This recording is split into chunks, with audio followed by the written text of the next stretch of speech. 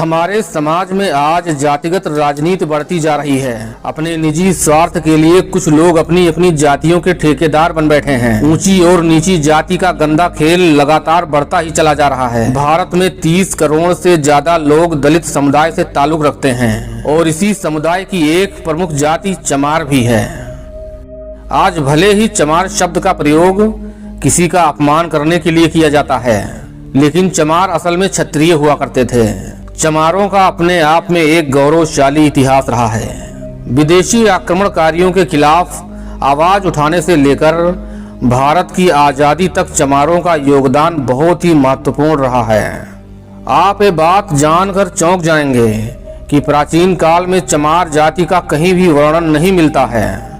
तो फिर चमार जाति का अस्तित्व कैसे हुआ? चमार जाति अस्तित्व में कैसे आई?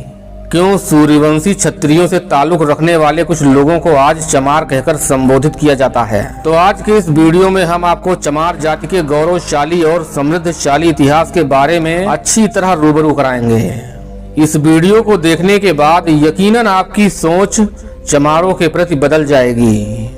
हिंदू धर्म के अनुसार इस दुनिया की रचना भगवान ब्रह्मा जी ने की है और सभी जीव जंतु जानवर व मनुष्यों को भी ब्रह्मा जी ने ही बनाया है। ईश्वर ने धरती पर रहने वाले सभी मनुष्यों को एक समान ही बनाया है, लेकिन समय के साथ साथ इंसान पंथवाद और जातिवाद के चक्रव्यूह में फंसता चला जा रहा है।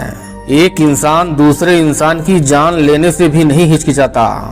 धर्म और जाति के नाम पर प्राचीन भारत में कभी कोई भेदभाव नहीं होता था। पहले लोगों को किसी के जाति के आधार पर नहीं बल्कि उनके कामों के आधार पर पहचाना जाता था। आज के समय में जैसे teachers, doctors, engineers, technicians, writers, singers जैसे अलग अलग पेशे हैं, ठीक उसी तरह पहले लोगों को उनके कर्म के आधार पर पहचाना जाता था।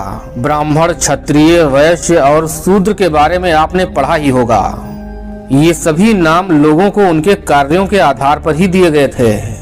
वहीं रामायण और महाभारत काल में भी इंसानों को अलग अलग आधार पर विभाजित किया गया था। उस समय देव, दानव, राक्षस, यक्ष, किन्नर और गंधर्व के आधार पर जाति तय की जाती थी, जो आज की जातिवाद व्यवस्था से बिल्कुल भिन्न है। चमार जाति के संबंध में वैसे तो कहीं कोई उल्लेख नहीं मिलता है। चमार शब्द का उल्लेख पहली बार सिकंदर लोदी द्वारा 16वीं शताब्दी में किया गया था, जिस समय भारत में तुर्की और